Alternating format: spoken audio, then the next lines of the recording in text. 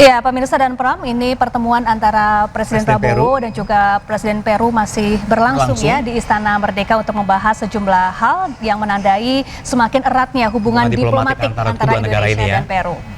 Kita ke informasi selanjutnya pemirsa dari Indonesia. Pemirsa, ini lebih dari 100 hektar hutan dan lahan di Kecamatan Mantangai, Kabupaten Kapuas, Kalimantan Tengah ini hangus terbakar. Ya, upaya pemadaman dilakukan dengan metode waterbombing milik BNPB.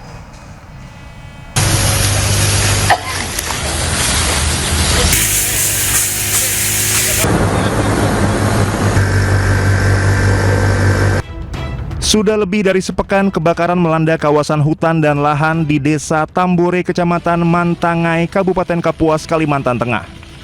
Kondisi lahan yang kering akibat musim kemarau membuat api cepat menjalar dan membesar, menghanguskan lebih dari 100 hektar lahan. Upaya pemadaman dilakukan tim Dalkar Hutla Dinas Kehutanan Provinsi Kalimantan Tengah melalui jalur darat dibantu sebuah helikopter waterbombing milik BNPB. Selain luasnya lahan yang terbakar, pemadaman terkendala akses menuju lokasi kebakaran yang jauh. Petugas harus membuka jalan baru untuk bisa sampai ke titik api.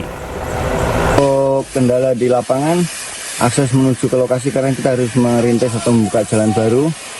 Dan juga sumber air. Sumber air adanya di pinggir jalan, kurang lebih 250 ke titik api. Rekanan sudah bisa mengetrek untuk luasan terbakar kurang lebih 109,60 hektar. Hingga saat ini penyebab kebakaran belum diketahui secara pasti.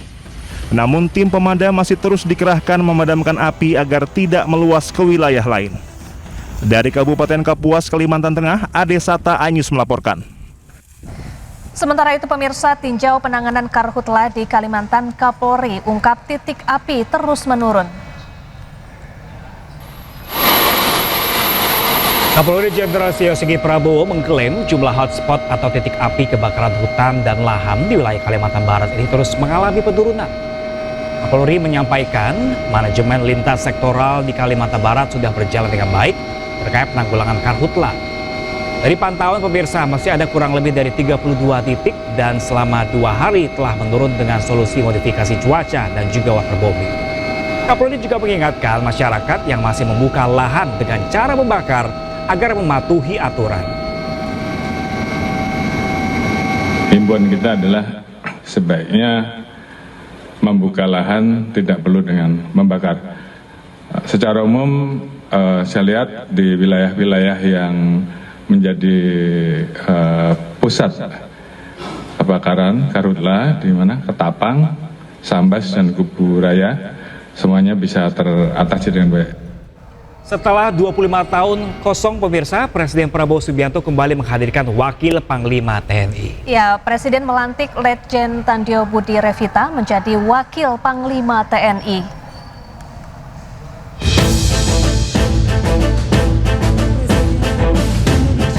Presiden Prabowo Subianto bersama Wakil Presiden Gibran Rakabuming Raka dan jajaran Kabinet Merah Putih lainnya menghadiri upacara gelar pasukan operasional dan kehormatan militer di lapangan udara Suparlan di Pusdiklatsus Komando Pasukan Khusus Batu Jajar Kabupaten Bandung, Jawa Barat. Selain upacara, Prabowo juga melantik Wakil Panglima TNI yaitu Wakil Kepala Staf Angkatan Darat Letnan Jenderal Tandio Budi Revita sebagai Wakil Panglima TNI. Selain itu, 3 perwira tinggi lainnya menduduki jabatan strategis di lingkungan TNI. Saya titip saudara-saudara sekalian, jaga pasukanmu sebaik-baiknya, bina anak buahmu sebaik-baiknya. Anak buahmu adalah bagaikan anak kandungmu sendiri.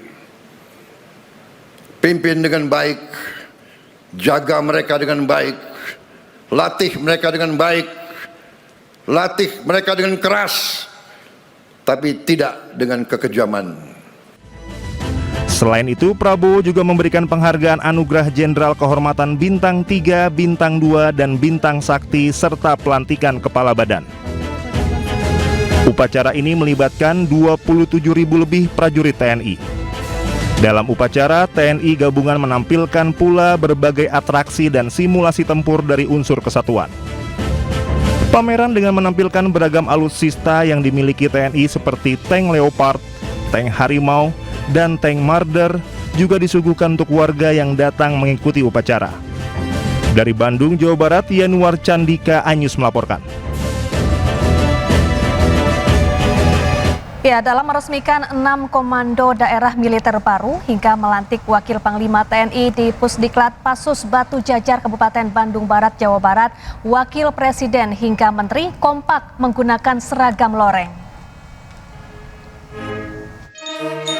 Pemirsa, dalam pidatonya, Presiden Prabowo Subianto menjelaskan alasan para menteri dan tokoh kompak menggunakan seragam loreng.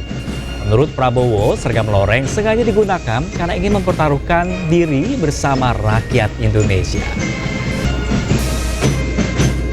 Hari ini di belakang saya banyak tokoh-tokoh yang memakai seragam.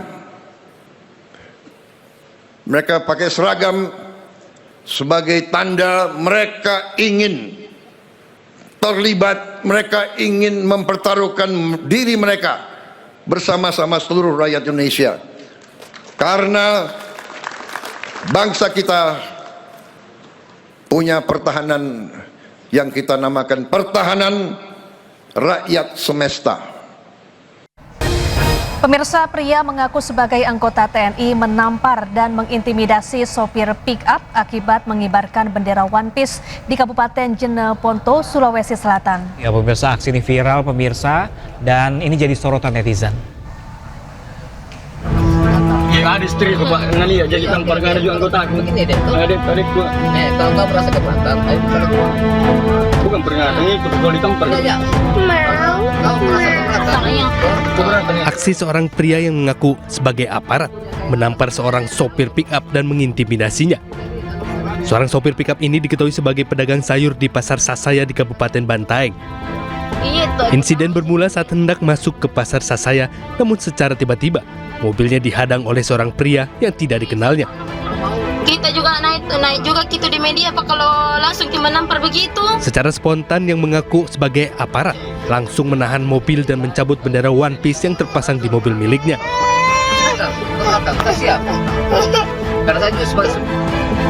Sementara itu, mural One Piece juga ditemukan di tembok pagar dan rumah warga di Dusun Temulawak, Desa Triharjo, Sleman.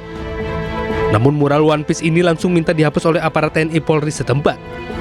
Aparat meminta warga untuk segera menghapusnya karena berdampingan dengan bendera merah putih.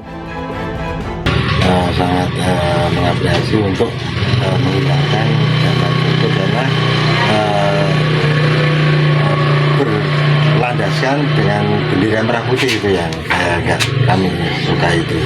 Ya sekali lagi saya sudah koordinasi sama Pak Lurah, Bapak Mas, Pak Duko untuk memberikan edukasi pada pemilik rumah untuk menghapus gambar tersebut, terutama yang menyangkut dengan bendera lambang negara nggak bisa diubah-ubah, yang jelas itu merugikan negara. Mural tersebut diduga dibuat pada malam hari oleh pemuda setempat agar tidak diketahui warga atau perangkat desa. Tim Liputan iNews melaporkan.